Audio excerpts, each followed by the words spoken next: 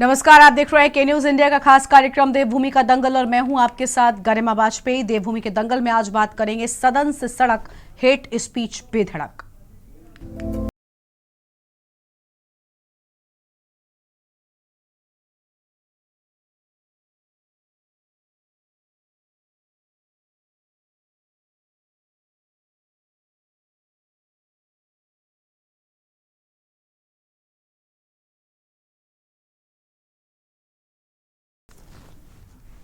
चुनाव से पहले एडीआर की रिपोर्ट ने देश भर में सियासी बवाल मचा दिया है। एडीआर की रिपोर्ट में देश के कुल 107 सांसदों और विधायकों के खिलाफ नफरत फैलाने वाले भाषण देने के आरोप में मामले दर्ज हैं।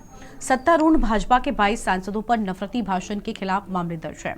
वहीं कांग्रेस के 2 और आम आदमी पार्टी सहित कई अन्य दलों के एक सांसद के खिलाफ केस दर्ज है, जबकि एक निर्दलीय सांसद भी हैं। तो वहीं सांसदों के बाद विधायकों की बात करें तो एडीआर के मुताबिक 74 विधायकों ने अपने खिलाफ नफरती भाषण से जुड़े मामलों की घोषणा की है।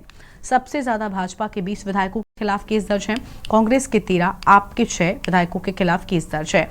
एडीआर की रिपोर्ट में भड़काऊ बयान देने वालों में 3 विधायक उत्तराखंड के भी शामिल है। इसमें गदरपुर से भाजपा के विधायक और पूर्व शिक्षा मंत्री अरविंद पांडे, जसपुर से कांग्रेस के विधायक आदेश चौहान और खानपुर से निर्दलीय विधायक उमेश कुमार का नाम शामिल है।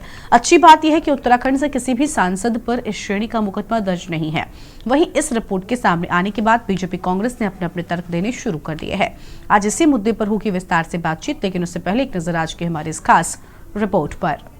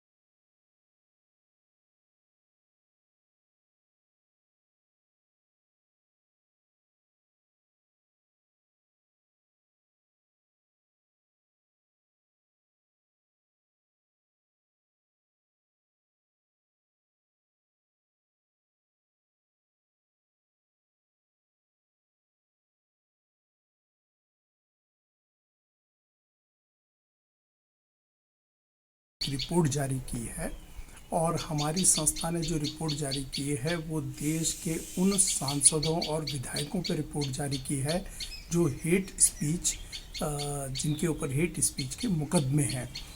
ये मुकदमे 153A, 153B, 295A, 298A, 505(1), 505(2) सभी भारतीय दंड संहिता की धाराएं हैं या फिर जनप्रतिनिधित्व अधिनियम के सेक्शन 8 के 123, 3A और 125 और जो हेट स्पीच की धाराओं में आते हैं उसके तहत जिसको सुप्रीम कोर्ट ने कहा है उसके तहत काफ़ी सांसद और विधायक संसद के भीतर और विधायकों के भीतर है और ऐसी संख्या कम नहीं है, बहुत बड़ी संख्या है। 107 सांसद और विधायक, जिसमें 33 तो सांसद हैं और 74 विधायक हैं।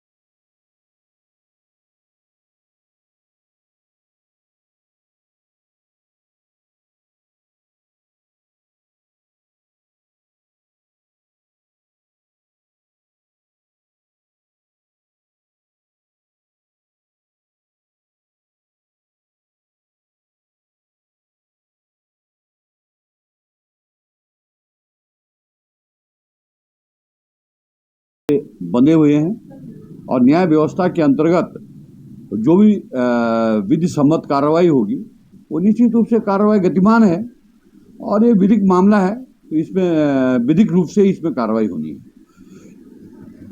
बात है, अगर वास्तव में किसी ने हेट स्पीच दी है तो हम हमेशा से इसके खिलाफ रहे हैं। राज्य के अंदर हो चाहे देश के अंदर हो, सामाजिक सद्भावना का माहौल हमेशा बना रहना चाहिए और किसी को भी जो है इसको बिगाड़ने की छूट नहीं दी जा सकती है। लेकिन सरकार की कार्रवाई इस प्रकार के मुकदमा किस संदर्भ में, किस जो है हेट स्पीच के लिए किया गया है, ये देखने वाली बात होगी। क्योंकि देखने में आया है कि सरकार लगातार जो है विपक्ष के विधायकों को झूठे मामले में फंसाने का काम करती रहती है और ये अब जनता भी भली भांति समझ गई है।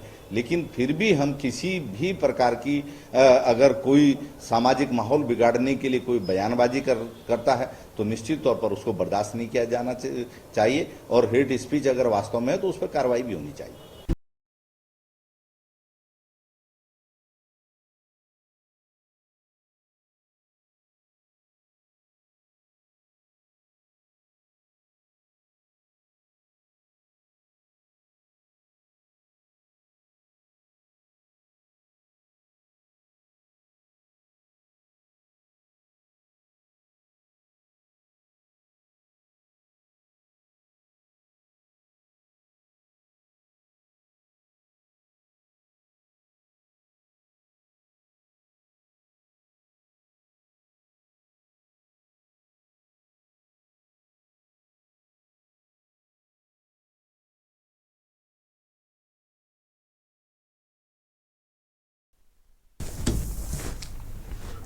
और देवभूमि के दंगल में आज इसी मुद्दे पर करेंगे विस्तार से बातचीत। खास मेहमानों का पैनल हमारे साथ में जुड़ चुका है। सबसे पहले उनसे आपका हम परिचय करवाते हैं। हमारे साथ में कुंवर जपेंद्र सिंह जी हैं, प्रदेश प्रवक्ता हैं, भारतीय जनता पार्टी की ओर से जुड़े हुए हैं। शीशपाल सिंह बिष्ट जी हमारे साथ में हैं, प्रदेश प्रवक्ता कांग्रेस पार्टी की ओर से जुड़ चुके हैं। विपिन खन्ना हमारे साथ में, प्रदेश प्रवक्ता आम आदमी पार्टी की ओर से हैं। और पीसी थपलियाल साहब हैं, वरिष्ठ नेता हैं यूकेडी की ओर से। मनोज ध्यानी जी हमारे साथ में, राज्य समन्वयक हैं एडीआर संस्था की ओर से, जिसकी ओर से ये रिपोर्ट सामने आई है। अपनी चर्चा की शुरुआत हम आज मनोज ध्यानी जी के साथ में करना चाहेंगे। मनोज जी, आखिर ये रिपोर्ट क्या है? मनोज जी, आवाज मिल रही है आपको? बिल्कुल, आपकी आवाज आ रही है जी। मनोज जी, ये रिपोर्ट क्या कहती है? एसोसिएशन फॉर डेमोक्रेटिक, हाँ मैं आपको बताऊं कि एसोसिएशन फॉर डेमोक्रेटिक रिफॉर्म्स का काम है लोकतंत्र की स्वच्छता के लिए कार्य करना और एसोसिएशन फॉर डेमोक्रेटिक रिफॉर्म के ही प्रयास और पिटीशन पर नोटा जैसा अधिकार नागरिकों को मिला है। मैं आपको बताऊं कि हम तमाम देश के जितने भी सांसद हैं, विधायक हैं, राज्यसभा लोकसभा के सांसद हो, विधान परिषदों के सदस्यगण हो, उसके साथ साथ जितने उम्मीदवार चुनाव मैदान में उतरते हैं जी।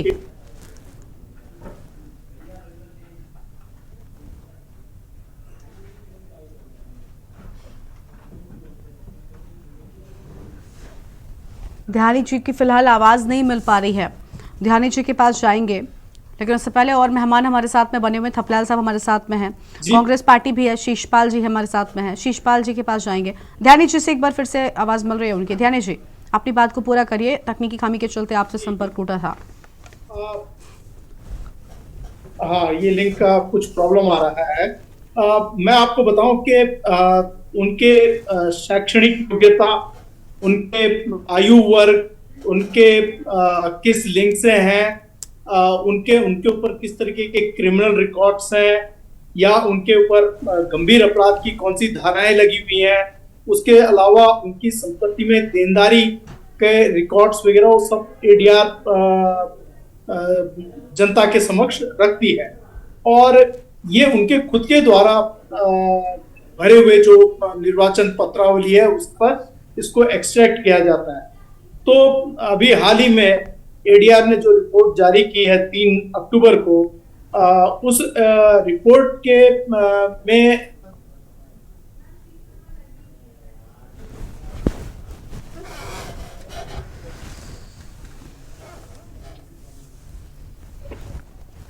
ध्यानी जी की आवाज ठीक से मिल नहीं पा रही है और कुछ तकनीकी खामी के चलते। जो भड़काऊ बयान देने वाले जो सांसद या विधायक हैं उनकी सूची को जारी किया है और इसमें 107 सांसद और विधायक हैं कुल, जिनके ऊपर हेट स्पीच की धाराएं लगी हुई हैं। इसी के एडीआर की रिपोर्ट ने इसको जारी किया है और अभी आपकी जब कंपेयरिंग थी उसमें ये पहले बताया जा रहा था कि 107 जो सांसद और विधायक हैं उसमें 33 तो सांसद हैं और 74 विधायक हैं। और इसमें ऐसा नहीं है कि किसी एक दल से हो, इसमें अनेक दलों के, जैसे भारतीय जनता पार्टी, भारतीय राष्ट्रीय कांग्रेस, जो AIMIM जो ओवैसी साहब का राजनीतिक दल है, उसके अलावा TRS और समाजवादी,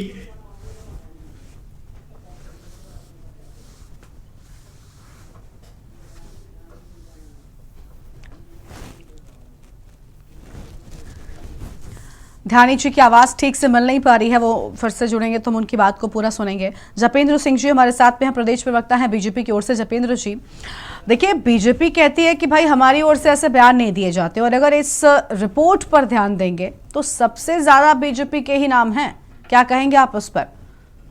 देखिए 107 लोगों का जो आंकड़ा आया है जिन पर मुकदमे दर्ज हुए हैं, तो उनमें से 20-22 लोग भारतीय जनता पार्टी से संबंधित हैं। लेकिन यहाँ ये भी गौर करने लायक तथ्य होगा कि यानी आप रिपोर्ट के आंकड़ों पर सवाल उठा रहे हैं जपेंद्र जी, आप कह रहे हैं कि सिर्फ 107 में से कुछ लोग ही संबंध रखते हैं बीजेपी से, जबकि रिपोर्ट के आंकड़े कुछ और कह रहे हैं है ना। उस 107 में से बाकी सब दूसरे दलों के हैं। हम भारतीय जनता पार्टी का पक्ष रख रहे हैं कि 20-22 जो भारतीय जनता पार्टी के लोग हैं उनमें से भी अधिकांश ऐसे हैं जिनके ऊपर एक पॉलिटिकल प्रेशर या एक आरोप प्रत्यारोप के तहत निश्चित तौर पर उनके खिलाफ कार्रवाई हुई है। लेकिन भारतीय जनता पार्टी निश्चित तौर पर ये यकीन दिलाती है और भारतीय जनता पार्टी विश्वास रखती है कि देश के अंदर भारतीय जनता पार्टी से जुड़ा हुआ कोई भी जनप्रतिनिधि भविष्य में इस तरह के प्रकरणों में इन्वॉल्व ना हो। भारत को बांधे रखना, भारत की सामाजिक व्यवस्था को बांधे रखना, राजनीतिक व्यवस्था को बांधे रखना और भारत को उन्नति के पथ पर आगे ले जाने में जो भारतीय जनता पार्टी का, माननीय प्रधानमंत्री जी का, राज्य सरकारों का जो एक काम धीरे धीरे आगे बढ़ रहा है, तो हमें इस तरह के विवादित चीजों में हमारे जनप्रतिनिधियों को नहीं आना चाहिए। तो उसके लिए इंटरनल वर्कशॉप्स भी होती हैं जिसमें मंत्री, सांसद, विधायक और हमारे कैबिनेट मंत्री और बाकी पदाधिकारी सब लोग उसमें हिस्सा लेते हैं। तो निश्चित तौर पर यह भरोसा दिलाया जा सकता है कि इस तरह की चीजों में भारतीय जनता पार्टी के प्रतिनिधि भविष्य में नहीं नजर आएंगे और भारतीय जनता पार्टी एक साफ सुथरी और देश को उन्नति के पथ पर आगे ले जाने वाली राजनीति। ठीक है, लेकिन देखिए जपेंद्र जी, सबसे ज्यादा आंकड़े बीजेपी के ही हैं, सबसे ज्यादा। और देखिए ये भी एक कहीं ना कहीं चिंता की बात है और अब इस सब को लेकर आप कुछ भी कहें, लेकिन कहीं ना कहीं ये जो आंकड़े आपके पक्ष में ज्यादा हैं ये भी सवाल उठाते हैं। खैर शिषपाल जी के पास जाएंगे। शिषपाल जी, अगर बीजेपी की बात करें पहले नंबर पर नजर आती है, लेकिन दूसरे नंबर पर कांग्रेस पार्टी है। देखिए गरिमा जी, जो ये हेट स्पीच का मामला है, जो भड़काऊ भाषण, बयानबाजी, हम इसे किसी भी तरीके से सही नहीं ठहरा सकते। वो चाहे कांग्रेस के लोगों के द्वारा की गई हो या भारतीय जनता पार्टी के द्वारा हो या अन्य कोई भी दल हो, जो भी देश का माहौल और सामाजिक सौहार्द खराब करने के प्रयास कर रहे हैं, ऐसे लोगों पर जो है निश्चित तौर पर दलों की ओर से भी कार्रवाई होनी चाहिए, कानूनी कार्रवाई भी होनी चाहिए। क्योंकि ये देश जो है ऐसे नहीं बना है, ये शहीदों की कुर्बानी से बना है। हमारे तमाम शहादतों के बाद, बड़े आंदोलनों के बाद अंग्रेजों को इस देश से जो है भगाया गया और इतने परिश्रम से मिला हुआ है देश, इतनी जो है कुर्बानियों के बाद बना हुआ देश, अगर हम इसका जो है माहौल अपनी तुच्छ राजनीति के लिए, थोड़े से फायदे के लिए अगर भड़काऊ बयानबाजी करें और सामाजिक माहौल खराब करें, और आपने देखे कई बार तो जो है भड़काऊ बयानबाजी के बाद दंगे हो जाते हैं, तमाम जो है निर्दोषों की उसमें जानें चली जाती हैं, लोगों के घर तबाह हो जाते हैं। तो आप बताइए उसकी जिम्मेदारी तो फिर ये नेता लेते नहीं है ना। ये तो अपना बयान दिए, अपना उसका जो है लाभ लिया, चुनाव हल्की राजनीति करके जीत जाते हैं, लोकसभा में पहुंच जाते हैं, विधानसभा में पहुंच जाते हैं। लेकिन ये गंभीर विषय है, इसके लिए जो है भविष्य के लिए गंभीर रणनीति बननी चाहिए और हेट स्पीच किसी भी तरह की हो, किसी के आएंगे द्वारा जपेंद्र भी जी और मेहमान हैं, इसे- उनको जोड़ते हैं। इसे जो है बर्दाश्त नहीं किया जाना चाहिए। सर और लेकिन फिर भारतीय कम से जनता कम पार्टी रोक में आप लगाइए देखिए- ना, कुछ ऐसा करिए ना कि आंकड़ों पर अगर हेट स्पीच देने वाले लोगों को और प्रमोशन मिलता रहेगा पार्टी के भीतर ही, भले ही वो इंटरनल आपके मामले हो, लेकिन इससे कहीं ना कहीं मनोबल तो बढ़ता है ना, इस बात को मानेंगे, नहीं, चाहे वो नहीं, बीजेपी हाँ, हो या नहीं, फिर गरिमा- कांग्रेस पार्टी हो। हाँ, नहीं गरिमा जी, अभी देखिए ना आप, अभी तो लोकसभा का सत्र समाप्त हुआ है, वहीं आपने देखे कि भाजपा के सांसद रमेश बुद्धियुड़े ने जिस तरीके से भरी हुई संसद में, आप बताइए, खुलेआम जो है हेट स्पीच दी है, क्या कार्रवाई हुई? दो जो है जपेंद्र जी आएंगे, इसके बाद आएंगे।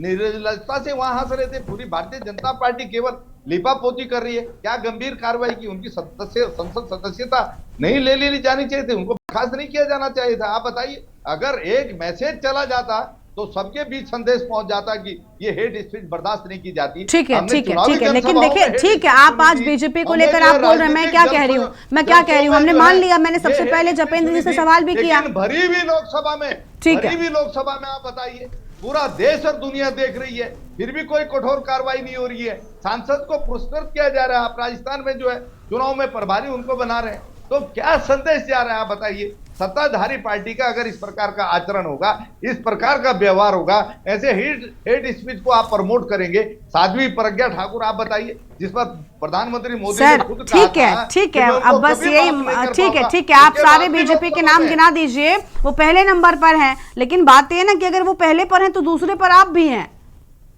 नहीं नहीं, मैंने कहा ना गरिमा जी, दूसरे कोई पर भी आप हो, भी किसी हैं, को भी तो अपने अपने हेट दलों में स्पीच अगर देने आप का इन अधिकार चीजों को नहीं है। ध्यान देंगे ना, और कांग्रेस- अपने अपने दलों में कांग्रेस- चीजों को सुधारा जाएगा, तो मुझे लगता है ये जो आंकड़े आपके नहीं, पक्ष में आ रहे हैं ना, ये नहीं आएंगे।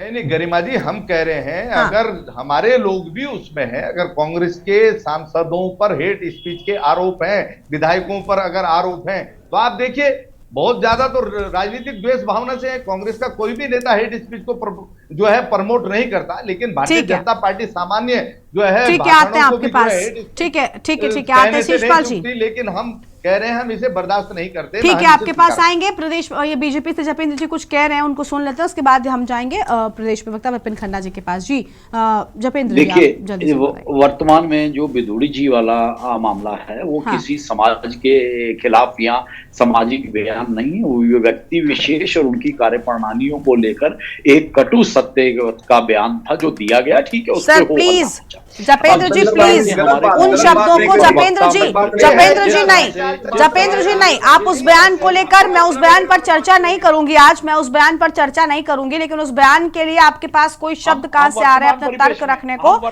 मुझे समझ नहीं आता। वर्तमान परिक्षेप में बोल रहे हैं। हाँ, मैं क्या कह रही हूँ, मैं उस बयान पर चर्चा ही नहीं कर रही, मैं एक बयान को लेकर बात नहीं कर रहे। हम आज अगर ये जो रिपोर्ट तैयार की गई है, किसी एक बयान को लेकर नहीं, अगर उन्होंने जिक्र किया भी ना, तो कम से कम सर उस बयान पर सफाई मत दीजिए, उस बयान पर सफाई मत दीजिए, क्योंकि आप किन शब्दों से बचाएंगे खुद को, वहां आप किन शब्दों से बचाएंगे? अगर आप कहें कि व्यक्तिगत तौर पर भी कहा गया, तो सर व्यक्तिगत तौर पर भी इस तरीके के शब्दों का इस्तेमाल किया जाना गलत है। आप माननीय हैं, आप सांसद महोदय हैं, तो इन चीजों का सम्मान रखिए और संसद का सम्मान रखिए। खैर, हाँ, जिस तरह से हमारे कांग्रेस के साथी प्रवक्ता ने अभी इतना बड़ा बखान करा और अपनी इतनी अच्छी परंपरा का बखान करा, तो इसका क्रेडिट भी कांग्रेस को जाता है। आजादी से पूर्व कांग्रेस ने ये परंपरा डाल दी। अब आप पूछेंगे क्यों? क्योंकि बिना ऐतिहासिक झरोखे में गए हम किसी भी वर्तमान राजनीतिक स्थिति के ऊपर आकलन नहीं कर सकते।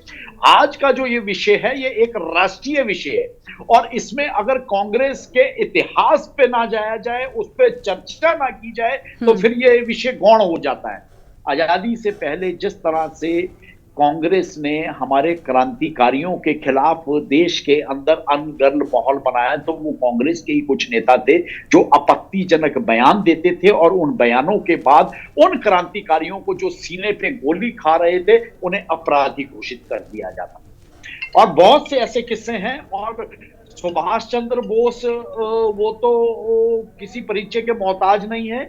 उनके साथ क्या हुआ, उनको लेकर कांग्रेस के उस समय के बड़े नेताओं ने, हम नाम नहीं लेना चाहेंगे, किस किस तरह के बयान दिए, और वो सब रंगून तक जाना, आजाद हिंद फौज की स्थापना करना और दूसरे विश्व युद्ध के समय में ही भारत को आजाद घोषित कर देना, और 1946 में कांग्रेस के प्रधानमंत्री का ब्रिटिश फ्लैग के नीचे शपथ लेना, ये वो चीजें थी जो ये जड़ कांग्रेस है। उसके बाद आ जाइए आप 1972-74 में, जिस तरह से कांग्रेस की प्रधानमंत्री श्रीमती इंदिरा गांधी जी के समय में सन्यासियों के खिलाफ बयानबाजी हुई और हजारों सन्यासियों के ऊपर गोली चलवा दी। सर मैं कहती हूँ ना कि वो जड़ आप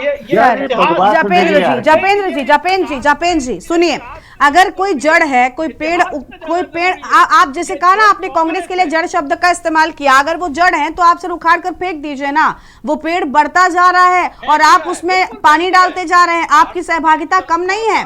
आप कांग्रेस पर हमला बोल लीजिए, वो आप पर हमला बोल रहे हैं, ये नहीं है। आप बयान देते हैं, खुद देते हैं, इसमें कांग्रेस का कोई लेना देना नहीं है। वर्तमान के दिए गए बयान आपके हैं, अगर आप उनको जड़ मान रहे हैं तो उस जड़ को उखाड़ फेंकिए सर, आपका काम ये होना चाहिए।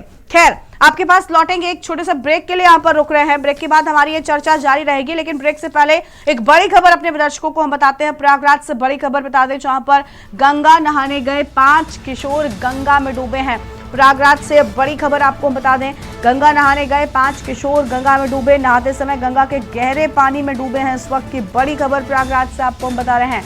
गोताखोरों ने 5 किशोरों के शव को बाहर निकाला है। बड़ी खबर आपको बता दें, पुलिस ने शव को पोस्टमार्टम के लिए भेज दिया है। 5 शवों को बाहर निकाला गया है, पुलिस ने पोस्टमार्टम के लिए भेजा है। बेली शिवकुटी इलाके के रहने वाले थे किशोर, गंगा नहाने के लिए गए थे। गहरे पानी में डूबने से 5 किशोरों की जान चली गई है। गोताखोरों ने 5 किशोरों के शवों को बाहर निकाला है और पोस्टमार्टम के लिए भेज दिया गया है। नहाते समय गंगा के गहरे पानी में डूबने से 5 किशोरों की जान गई है। गोताखोरों ने 5 किशोरों के शव को बाहर निकाला है। प्रयागराज से ये बड़ी खबर आपको हम बता दें, नहाने गए 5 किशोर गंगा में डूबे हैं। 5 किशोरों की जान चली गई है। डूबने से 5 किशोरों की मौत हुई है और 5 के शवों को गोताखोरों ने निकाल लिया है। अहम खबर आपको हम बता रहे हैं, गोताखोरों ने 5 किशोरों के शव को बाहर निकाला है और पोस्टमार्टम के लिए पुलिस ने शव को भेज दिया है। पोस्टमार्टम के लिए भेज दिया गया है। फिलहाल यह अहम खबर आपको हम बता दें, बेली शिवकुटी इलाके के रहने वाले थे किशोर। ये बड़ी जानकारी आपको हम बता रहे हैं। प्रयागराज से खबर, शिवकुटी के मेहदौरी घाट का ये पूरा मामला बताया जाता है और नहाते समय गंगा के गहरे पानी में डूबे हैं किशोर। तो यह अहम खबर आपको हम बता दें, गोताखोरों ने 5 किशोरों के शव को बाहर निकाला है। प्रयागराज में नहाने गए 5 किशोर गंगा नदी में डूबे, ये अहम खबर आपको हम बता रहे हैं। नहाते समय गंगा के गहरे पानी में डूबे हैं 5 किशोर और गोताखोरों ने 5 किशोरों के शव को बाहर निकाला है। फिलहाल ये बड़ी जानकारी आपको बता दें, पुलिस ने शव को पोस्टमार्टम के लिए भेजा है।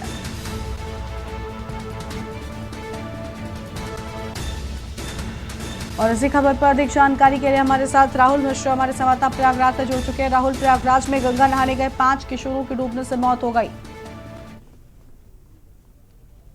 लमसम 12 बजे का मामला है, जिसमें 5 नाबालिग बच्चे गए थे नहाने के लिए। नहाते समय क्या उनका पैर फिसलने से एक दूसरे को पकड़ने के चक्कर में वो डूब गए। डूबने के बाद 5 की जो लाश मिली है, जहाँ गोताखोर पहुंच चुकी है मौके पर, गोताखोरों ने लाश को निकाल कर पोस्टमार्टम के लिए भेजा गया है। पोस्टमार्टम करवाने के लिए भेजा गया। उसके बाद परिजनों में और जो क्षेत्र के लोग हैं उनमें कहीं न कहीं ये आक्रोश दिखाई दे रहा है कि अगर घाट की साफ सफाई और घाट की मरम्मत होती तो आज ऐसी घटना घटने को नहीं मिलती। पर अभी तक ऐसी कोई सूचना शासन प्रशासन से नहीं आई है कि जो उन्हें सहयोग राशि भी कुछ मिल सके। जी बहुत शुक्रिया आपका राहुल, हमारे साथ जुड़ने के लिए, हम जानकारी हमारे दर्शकों तक पहुंचाने के लिए। नहाते समय गंगा के गहरे पानी में डूबे हैं 5 किशोर, 5 किशोरों की जान चली गई है। 5 किशोरों के शव को बाहर निकाला गया है। हम बात कर रहे हैं हेट स्पीच के बेधड़क मामलों को लेकर, जो कि एडीआर की रिपोर्ट में आंकड़े सामने आए हैं। हमारे साथ में लगातार खास मेहमान बने हुए हैं। विपिन खन्ना जी के पास जाएंगे, प्रदेश प्रवक्ता हैं आम आदमी पार्टी की ओर से। इस एडीआर की रिपोर्ट को लेकर क्या कुछ कहेंगे आप सर? सभी के नाम हैं, आप भी अछूते नहीं रहे हैं। देखिए गरिमा जी, सबसे पहले तो हम जिस लोकतंत्र में रहते हैं, हमारा देश सेकुलर देश है। हर वर्ग विशेष हिंदुस्तान में रहता है और सबको यहाँ रहने का अधिकार भी है। जो लोग जब भी आजादी के बाद हमारा देश आजाद हुआ और पार्टीशन हुआ, जो लोग हिंदुस्तान में रह गए तो वो हिंदुस्तान के लोग हैं। किसी भी व्यक्ति को, किसी भी नेता को, किसी भी मंत्री को, किसी भी विधायक को कभी भी हेट स्पीच देने का अधिकार नहीं है, क्योंकि ये लोग देके चले जाते हैं और बेकसूर लोगों की जान चली जाती है। लेकिन बिल्कुल गरिमा जी, आपने बिल्कुल ठीक कहा। अभी आपकी बात में अभी बीच में टोकने वाला था, आपने बिल्कुल ठीक कहा। अगर परंपरा कांग्रेस ने रखी, अगर भारतीय जनता पार्टी ये आरोप लगा रही है कि ये परंपरा कांग्रेस ने रखी, तो क्या आप उसको पोषित करेंगे? क्या उस परंपरा को आप आगे बढ़ाएंगे? देखिए, समस्या तब आती है जब सत्ताधारी पार्टी, जब जो सरकार में बैठी है, वो हेट स्पीच देने वालों को प्रमोट करती है। जो लोग बम ब्लास्ट के आरोपी हैं, उन्हें आप सांसद बना देते हैं। जो कहते हैं गोली मारो सालों को सड़क पर खड़े होके, उनको आप मंत्री बना देते हैं।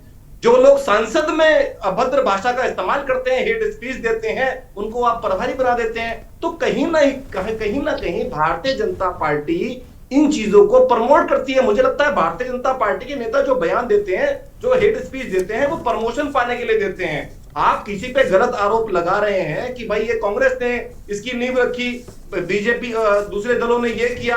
अरे भैया, जब भी पूछो एक ही उत्तर, नेहरू जिम्मेदार। मतलब आपको कोई आपसे सवाल करे तो आप दूसरी सरकारों पर आरोप लगा दें, कांग्रेस ने ये किया था, इन्होंने ये किया था। लेकिन कर तो कांग्रेस भी वही रही थी, आप उसको लेकर कुछ नहीं कह रहे हैं। महत्वपूर्ण सवाल ये है, हाँ, हम बताएंगे हम क्या कर रहे हैं, हम बताएंगे कि हम क्या कर रहे हैं। जपेंद्र जी, आपके पास आएंगे, आप परेशान मत होइए, आपके पास आएंगे। पहले अभी सबको सुनते हैं। हाँ, लोकतंत्र के मंदिर में अभद्र टिप्पणी की है, उसको बर्खास्त कर देना चाहिए था, लेकिन उसको इनाम दे दिया गया। जिस व्यक्ति ने सड़क पे, इनका भारतीय जनता पार्टी का नेता कपिल शर्मा, मैं नाम लूंगा, उसने कहा है सरे बाजार पुलिस के सामने, आप लोग हट जाइए, हम देख लेंगे, उनको ये विधायक का टिकट दे देते हैं। जो व्यक्ति कहता है गोली मारो सालों को, उन्हें मंत्री बना देते हैं। भाई, आप लोग जब कार्रवाई नहीं करेंगे सरकार पर, आप लोग हैं, आप लोग कहते हैं हम वर्कशॉप चला रहे हैं।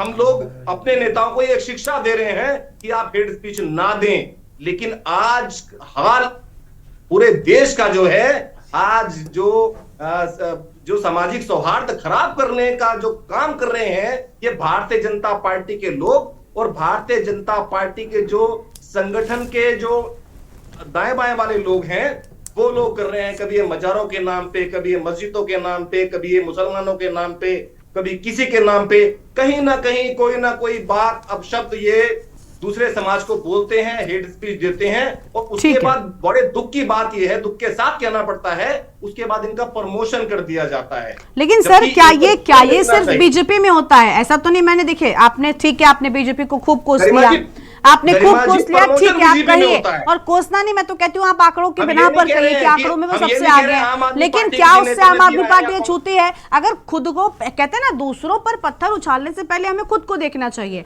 मैं ये नहीं कहती कि बीजेपी उसमें से बिल्कुल पाक साफ है। मैंने सबसे पहले बीजेपी पर सवाल किया कि भाई बीजेपी के आंकड़े सबसे ऊपर हैं, लेकिन अगर बाकी सबको देखें तो बीजेपी के मुकाबले कम है। मैं कहती हूँ बीजेपी वाले नहीं सुधर रहे, आप सुधरिए सर।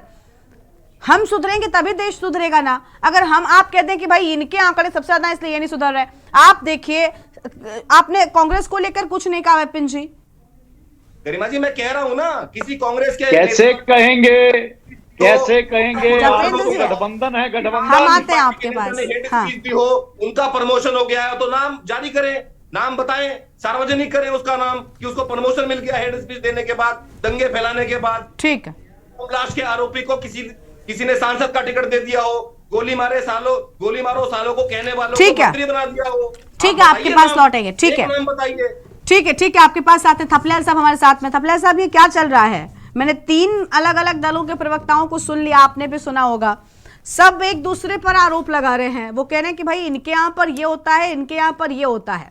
आंकड़ों में बीजेपी सबसे आगे है, नो डाउट, मैंने मान लिया इस बात को और स्वीकारा और सबसे पहले उनसे सवाल का जवाब भी लिया। लेकिन ऐसा नहीं है कि बाकी आंकड़े बीजेपी से ज्यादा हैं, बाकी दलों में भी उतने ही लोग हैं। कांग्रेस पार्टी दूसरे नंबर पर, आम आदमी पार्टी के भी कुछ लोगों का नाम है।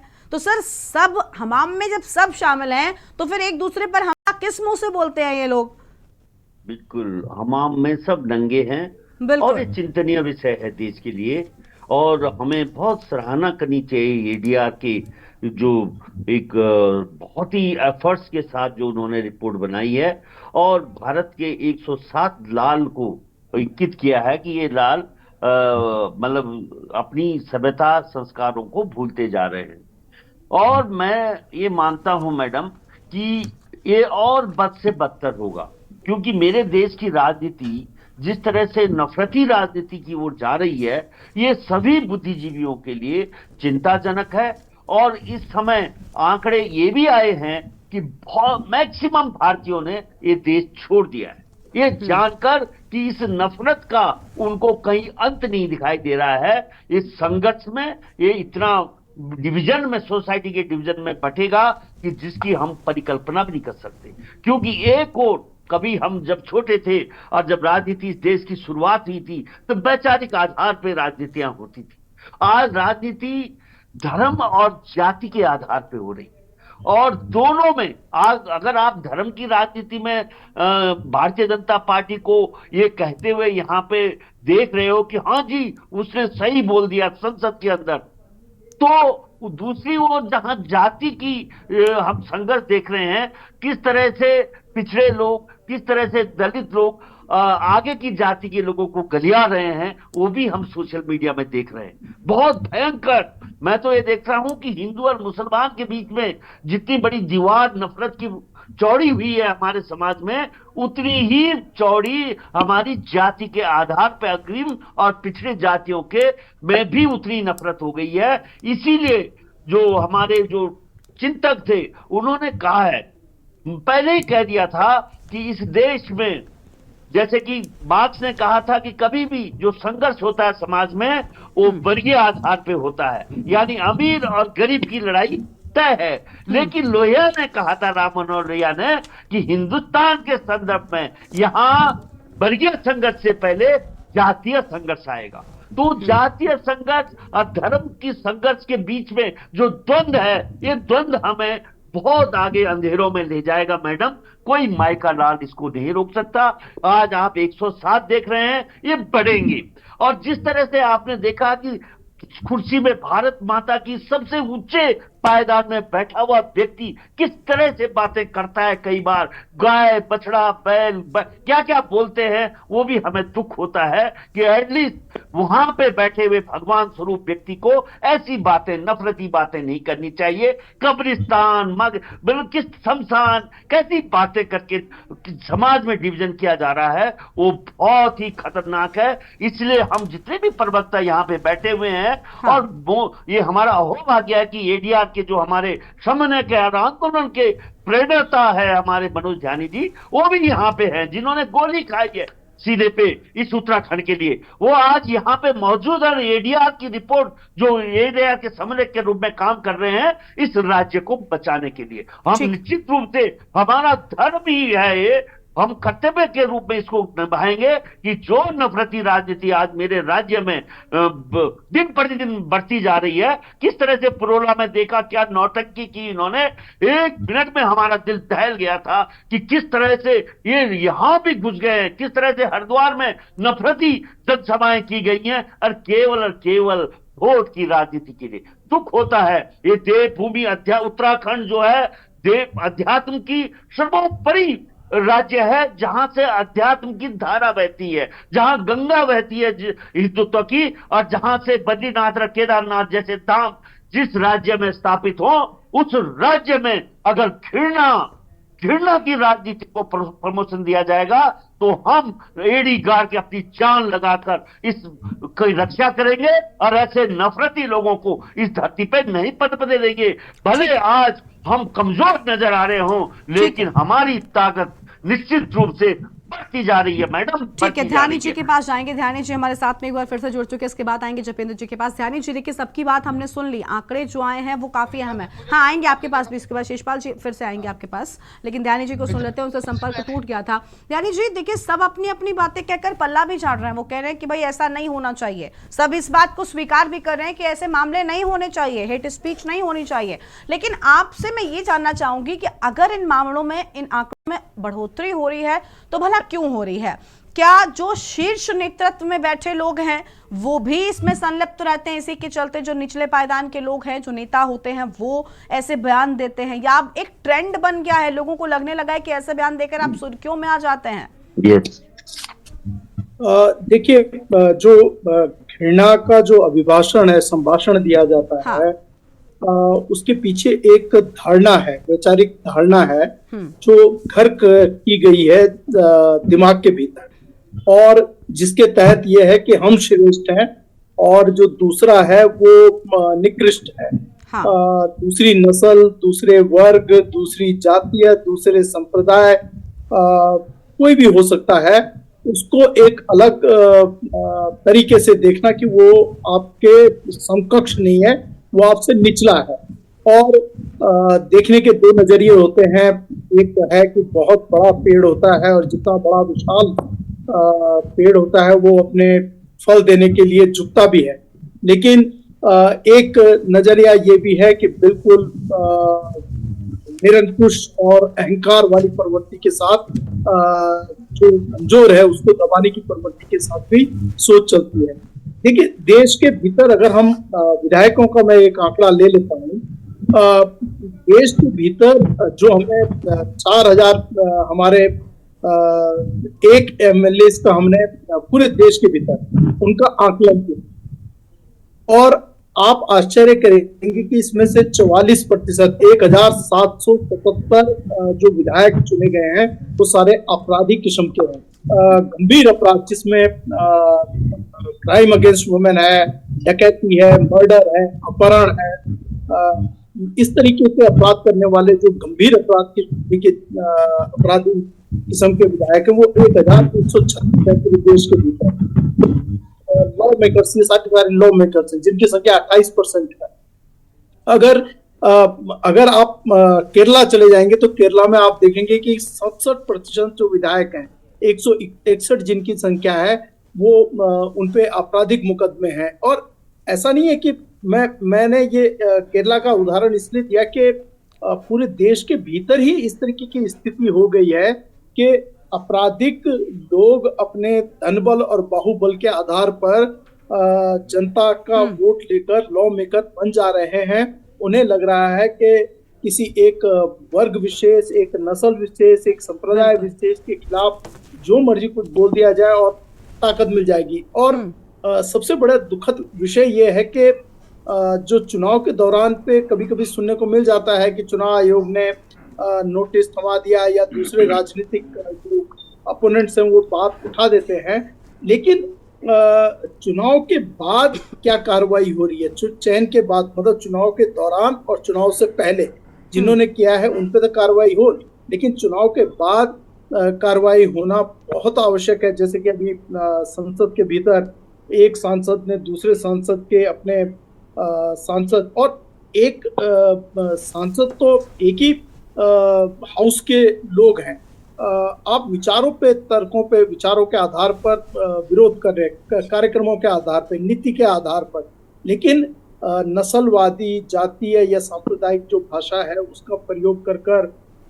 किसी को नीचे दिखाना, ये उस सदन की गरिमा को भी गिराता है और पूरा समाज में एक वैमनस्य वाली धारा जो है उससे पैदा हो जाती है। तो इसके लिए राजनीतिक दल पूरी तरीके से जिम्मेदार हैं, जो अपराधियों को टिकट दे रहे हैं, बाहुबलियों को टिकट दे रहे हैं, जो धन पशुओं को टिकट दे रहे हैं। और लेकिन मनोज जी, देखिए सरकार की ओर से कई बार ऐसा, देखिए सरकार की ओर से ये सारी चीजें बिल्कुल साफ रहे, जो प्रतिनिधि होता है उसका जो आपराधिक रिकॉर्ड होता है अब तो वो भी सार्वजनिक किए जाने की बात सामने आ गई है। तो सरकार या फिर चुनाव आयोग खूब कदम उठाता है, लेकिन कहीं ना कहीं जनता को या तो ये बरगलाने में कामयाब हो जाते हैं, क्योंकि आखिरकार तो जनता ही वोट देकर जिताती है ना।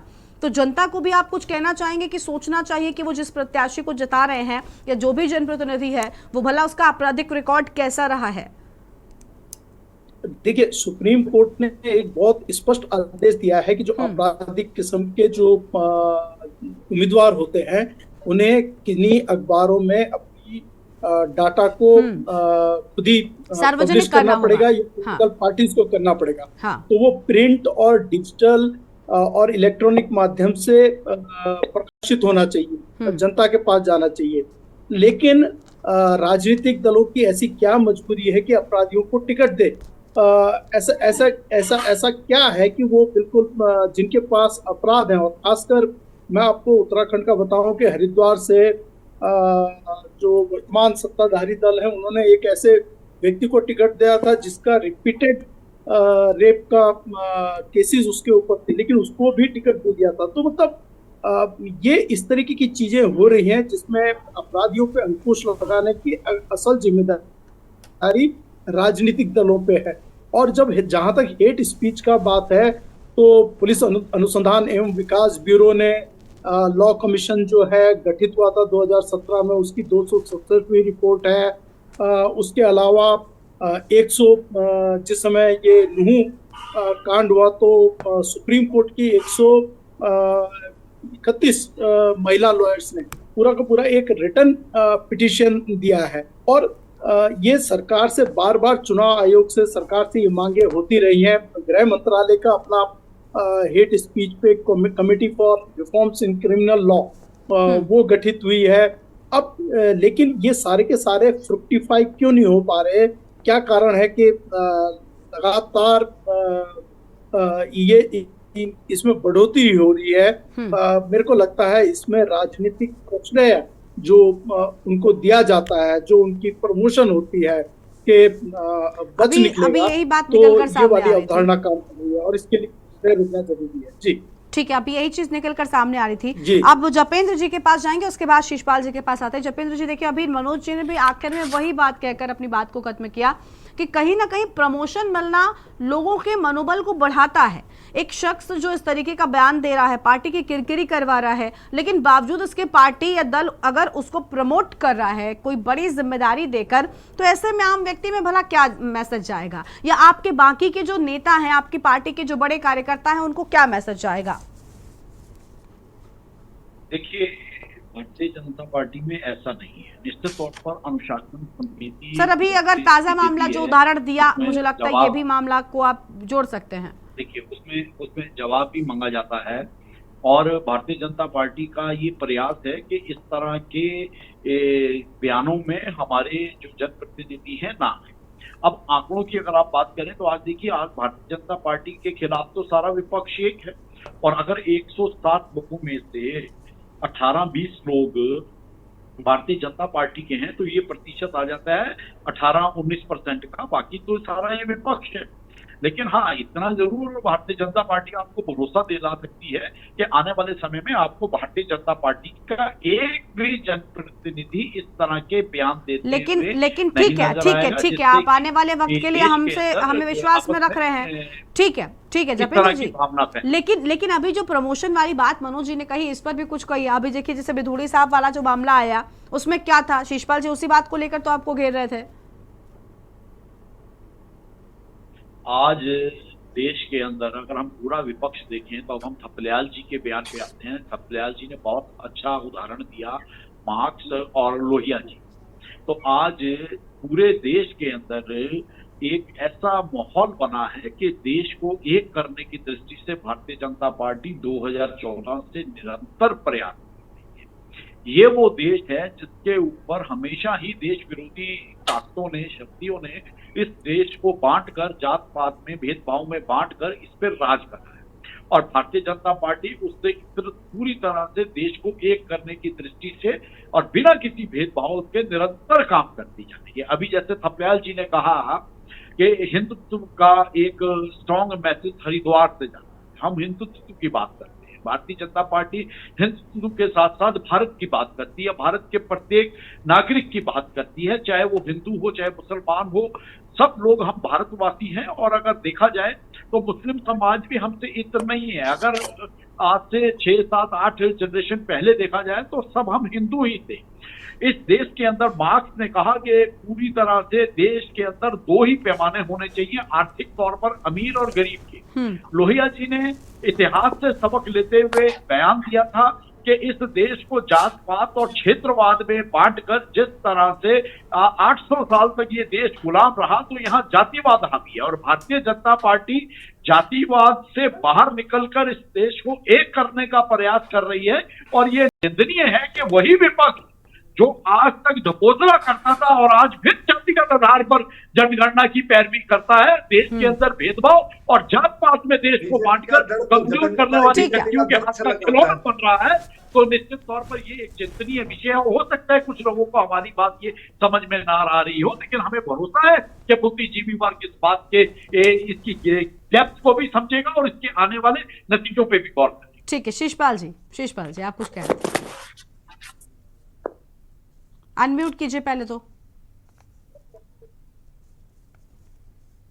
देखो गरिमा जी, भारतीय जनता पार्टी के प्रवक्ता ने यहाँ कई हास्यास्पद टाइप की बातें की। उन्होंने कहा कि आजादी से पहले का इतिहास देखिए, कांग्रेस जो है बीज बोले। अरे आजादी से पहले आपका इतिहास ही नहीं है, कई इतिहास है।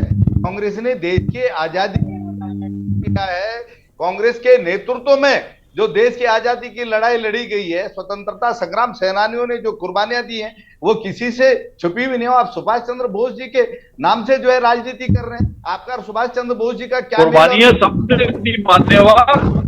आप देखिए, आप लोगों ने देश को बांटकर 60 साल से ज्यादा राज भी करा, फूट डालो और राज के प्रवक्ता इतने देंगे अपनी बारी का। जपेंद्र जी आप उनको बोलने तो दीजिए। जपेंद्र जी एक साथ बोलते आवाज नहीं आती है, ठीक है जपेंद्र जी प्लीज। जपेंद्र जी अपनी बारी में आपने बोल लिया ना, उनको बोलने दीजिए, मैं फिर आऊंगी, आप उनको काउंटर कर लीजिएगा। बोलिए शिशपाल जी, जल्दी से, अब वक्त कम है, सबकी छोटी छोटी प्रतिक्रिया लेनी है। गठबंधन में किसकी सरकारें थी? देश के सामने बोल रहे हैं तो हमें दखल देना पड़ता है। जपेंद्र जी प्लीज, ये गलत बात है, आप बोलते हैं तो बीच में कोई नहीं बोलता। ऐसा नहीं है कि वो आपको लेकर काउंटर नहीं कर रहे थे, लेकिन बीच में थोड़ी बोलेंगे ना। जपेंद्र जी प्लीज आप बीच में मत बोलिएगा। शिशपाल जी जल्दी से पूरा करिए। ओके। आजादी से पहले अंग्रेजों की जासूसी किसने की? मुस्लिम लीग के साथ गठबंधन मैंने। सर अभी किस पर चर्चा कर रहे हैं आप? फिर मैं आगे बढ़ूंगी और मेहमानों को लूंगी, इन सब पर बात नहीं करनी है। अभी एडीआर की रिपोर्ट पर बात करिए, आप इन बयानों पर बात करिए। पहले की बात इन्होंने छेड़ी ना, और आजादी के बाद आज देश के ध्रुवीकरण की राजनीति कौन कर रहा है?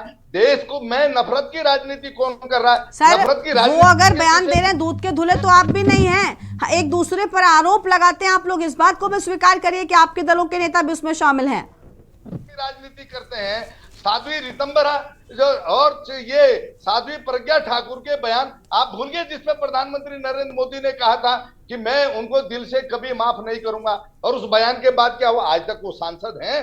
क्या कार्रवाई हुई? अरे आपकी कथनी करनी का अंतर देश देख रहा है भाई, आपका चाल चरित्र चेहरा देख रहा है। आप दूसरों पर कीचड़ उछालने की बात कर रहे हैं और अपने गिरेबान में झांकते नहीं। भरी हुई संसद में नफरत की भाषा बोली जा रही है, आम जनसभाओं में। ये जिगरा हमारे प्रधानमंत्री का था, ठीक है प्रधानमंत्री ने। ठीक है शिशपाल जी और जपेंद्र जी आपके पास लौटेंगे, ठीक है जाएंगे पीसी थपलियाल साहब के पास। थपलियाल साहब देखिए, एक दूसरे पर आरोप प्रत्यारोप वाला दौर जारी है, लेकिन ऐसा नहीं है कि कोई भी दूध का धुला हुआ है। अभी सनातन धर्म को लेकर किस तरह की टिप्पणी की गई थी, या सनातन धर्म हो या कोई भी धर्म हो, किसी भी धर्मों को लेकर भी इस तरीके के बयान दिए जाते हैं, तो मेरा मानना है कि ये भी हेट स्पीच या अभद्र भाषा में ही आते हैं।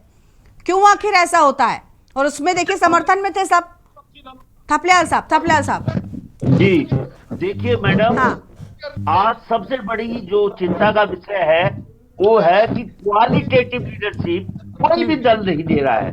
आप आज जितने भी दल हैं, आज भारतीय जनता मैं कांग्रेस और भारतीय जनता पार्टी से बार बार निवेदन करता रहा हूं कि तुमने उत्तराखंड को 23 साल में बर्बाद कर दिया, क्योंकि तुमने ऐसे नेता दिए जिनका विजन ही नहीं है इस राज्य को आगे बढ़ाने का। तो ये चिंता का विषय है, क्योंकि आज जो क्वालिटेटिव लीडरशिप नहीं आ रही है, जो हम प्रवक्ता यहाँ पे हैं इनकी कोई से नहीं है पार्टी में।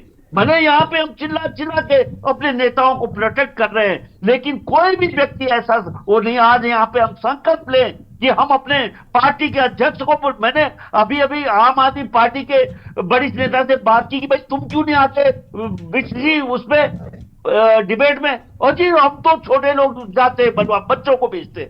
मतलब उन लोगों का अहम खत्म हो रहा है इन डिबेटों में आने में। बहुत दुख होता है मुझे, मतलब किस तरह, क्योंकि हमने डिबेट की जो क्वालिटी है वो भी गिरा दी है। हम कभी भी सब्जेक्ट के ऊपर ना बात करके और उन चिंताओं को कि समाज के हम बहुत बड़े ठीक प्रहरी है, हैं। यानी हमें बिल्कुल वही समाज चीज है को ना कि आगे बढ़ाना है। एक दूसरे पर आरोप लगाते रहना है, बस इसके अलावा कुछ नजर नहीं आता। विपिन खन्ना जी की प्रतिक्रिया लेते हैं जल्दी से, वक्त बहुत कम है। विपिन जी, उम्मीद है कि आम आदमी पार्टी अभी नई पार्टी आई है, उत्तराखंड में अपने लिए जमीन तलाश कर रही है, लेकिन आंकड़ों में वो भी पीछे नहीं बची, अछूती नहीं रह गई। कम से कम क्या इस तरीके के मामलों से आगे बढ़ेंगे? क्योंकि बचा तो कोई नहीं। अगर आप राष्ट्रीय स्तर पर, मैं आपकी भी पार्टी की बात करूं तो ऐसा नहीं है कि आपके आंकड़े नहीं है उसमें।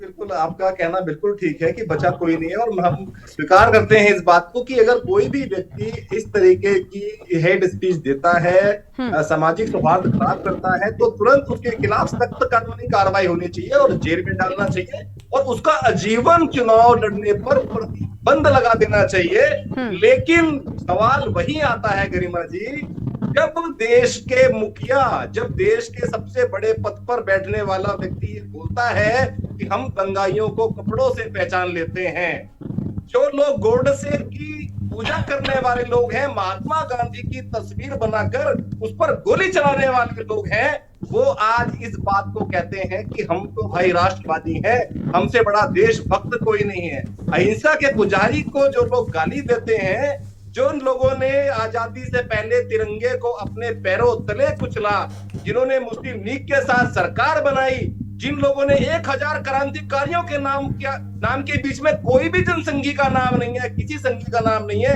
किसी भारतीय जनता पार्टी के नेता का नाम नहीं है, वो लोग कहते हैं हम सामाजिक सौहार्द को बढ़ाने का काम कर रहे हैं। आज देश का बच्चा जानता है कि हेड स्पीच कौन दे रहा है और हेड स्पीच देने वाले को प्रमोट कौन कर रहा है। हम मानते हैं कि कांग्रेस का भी कोई नेता हो सकता है, मानते हैं आम आदमी पार्टी का भी कोई नेता हो सकता है, लेकिन एक नेता का नाम बताइए जिस कांग्रेस ने उसको प्रमोट किया हो, या आम आदमी पार्टी का कोई एक ऐसा नेता बताइए जिसने हेड स्पीच दी हो। सर ऐसा नहीं है। अगर आपने हेड स्पीच नहीं दी तो इस रिपोर्ट में आपका नाम या आपके आंकड़े कैसे आ गए? आम आदमी पार्टी के अगर ना है उसमें विधायक सांसद, तो ऐसा तो नहीं कि ये बाहर के हैं, या फिर आप डिनाई कर दीजिए। बहुत से ने तो खुद इस बात को स्वीकार किया है, तो इस बात को मैंने पहले भी कहा और आपने स्वीकार भी किया कि कोई अछूता नहीं रह गया है।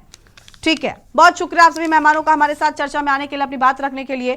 तो सदन से लेकर सड़क तक हेड स्पीच लगातार बेधड़क होकर हो रही है। लगातार नेता हों या फिर बड़े दलों के लोग इस तरीके के बयान देते हैं, और हद तो तब हो जाती है जब ऐसे बयान देने वालों को प्रमोशन मिलता है और लोगों का मनोबल बढ़ता है ऐसे बयानों को देने के लिए। देवभूमि के दंगल में आज उतना ही। आप देखते रहिए के न्यूज़ इंडिया। नमस्कार।